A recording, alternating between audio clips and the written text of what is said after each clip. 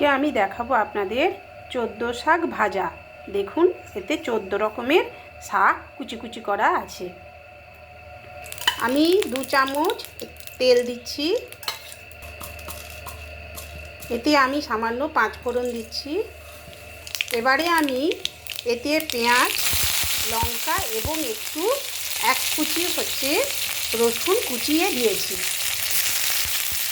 এবারে আমি শাকগুলো এর মধ্যে দিয়ে দিচ্ছি। এর মধ্যে আমি একটু হলুদ দিলাম এবং আমি একটু নুন দিয়ে একটু চাপা দিয়ে রেখে দেব। দেখুন এর মধ্যে একটু জল বেরিয়ে গেছে।